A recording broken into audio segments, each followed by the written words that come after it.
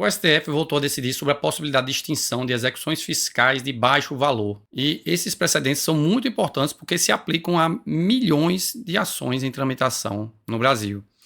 E eu já tenho um vídeo aqui no canal sobre o tema 1184. Recomendo que vejam esse vídeo. Se vocês forem pesquisar aqui no canal, eu vou colocar o link para esse vídeo na descrição. Mas cabe aqui o aviso de que para vocês pesquisarem no meu canal ou em qualquer outro, vocês podem vir no canal. E aí isso aqui só vai funcionar apenas pelo navegador, pelo computador. Não tem essa função em dispositivo móvel. Você vai vir nessa lupa que fica aqui nessa barra aqui do canal e você vai colocar o termo da pesquisa que você quer. Então, se eu colocar aqui 1184 e der o Enter, vai aparecer exatamente esse vídeo aqui, certo? Se você colocar na pesquisa da barra superior, aí a pesquisa vai ser em todo o YouTube. Aqui é a pesquisa apenas dentro do canal. Então, é um bom recurso para quando vocês quiserem procurar um vídeo para saber se eu já gravei, vir aqui nessa barra e fazer a pesquisa. Hoje eu já tenho aqui cerca de 300 vídeos comentando casos repetitivos no canal. Aqui diz até que são 324, mas tem alguns que são repetidos. Mas, enfim, o fato é que é um bom caminho para vocês acharem os vídeos já gravados. E no outro vídeo, eu comento esse tema 1184 e lá houve também essa discussão sobre o tema 709 do STF e nele o STF declarou que uma lei estadual não pode definir qual é o limite do valor que há interesse de agir para municípios cobrarem seus débitos, seus créditos tributários via execução fiscal. Ou seja, se o Estado define para ele mesmo um limite para suas procuradorias entrarem com ações, por exemplo, pode o Estado dizer que sua procuradoria somente vai fazer cobranças a partir de R$10.000, porque abaixo de R$10.000 não é economicamente viável a ação.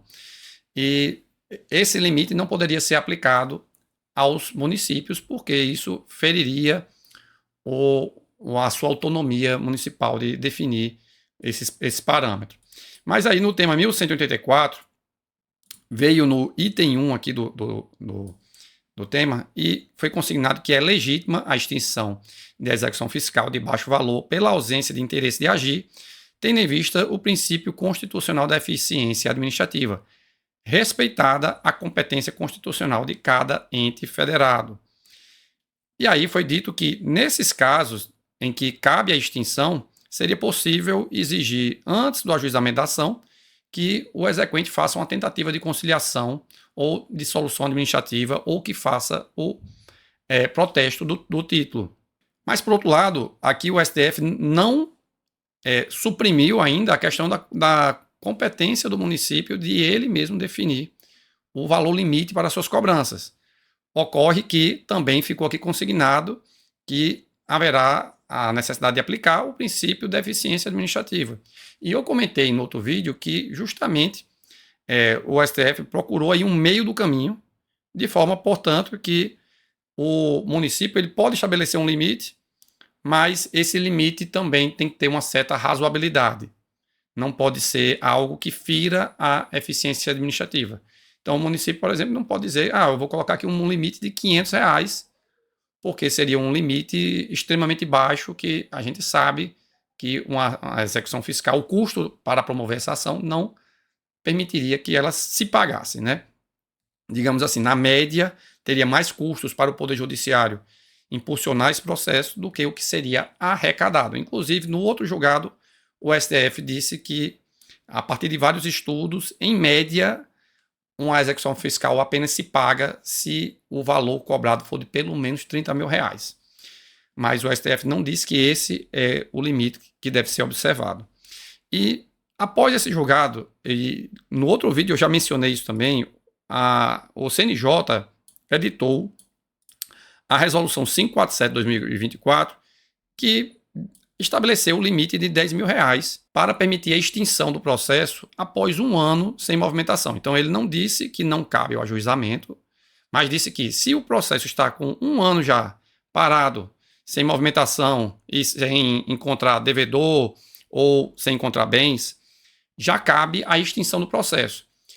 A lei da execução fiscal dispõe que, nesse tipo de situação aqui, na verdade, o processo iria para um arquivo provisório enquanto aguardava o prazo prescricional. Durante o prazo prescricional, se for tributário, são 5 anos, né, pelo CTN, o exequente poderia ainda procurar bens nessa mesma ação e daí não precisaria ajuizar uma nova ação.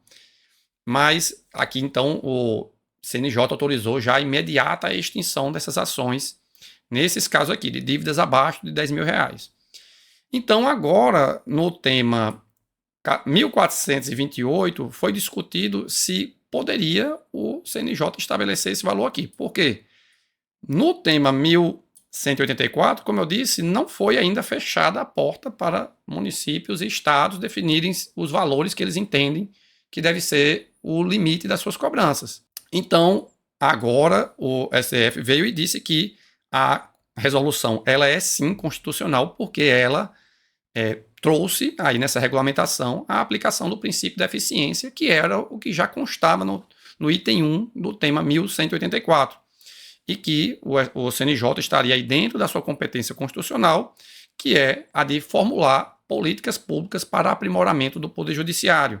Então, como está dentro da competência constitucional do CNJ, que é, portanto, prevista na Constituição, ela não estaria exatamente usurpando uma competência dos estados e municípios, porque ela também tem a sua previsão constitucional, como eu já disse. E, por sinal, cabe aqui rememorar um trecho do voto que diz que, por aplicação dessa resolução do CNJ, isso já implicou na extinção de mais de 13 milhões de execuções fiscais.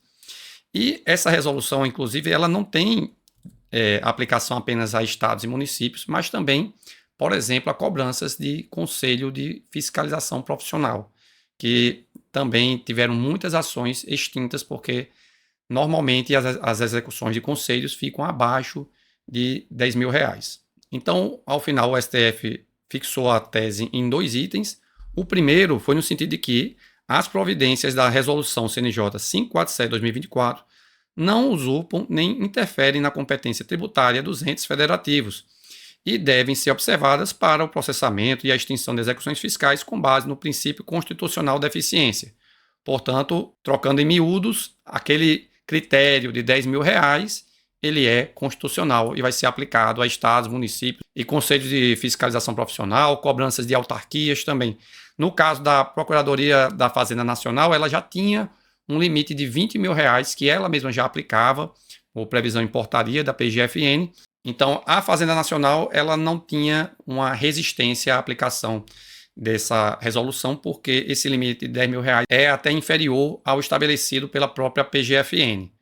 Mas para a cobrança de créditos de autarquias como IBAMA, por exemplo, DENIT, esse valor aqui permite a extinção dessas cobranças. Mesma coisa também, como eu falei, para Conselho de Fiscalização Profissional, também que dificilmente a cobrança supera R$10.000, além de estados e municípios. Então, esse valor aqui foi declarado constitucional pelo STF. E, por outro lado, o STF diz, no segundo item, que é infraconstitucional e fática a controvérsia sobre o atendimento das exigências da Resolução 547/2024 para a extinção da execução fiscal por falta de interesse de agir.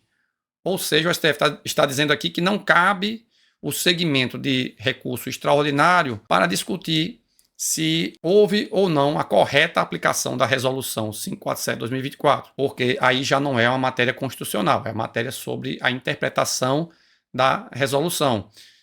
Portanto, o STF apenas entrou aqui na questão de se a resolução ela é constitucional ou não.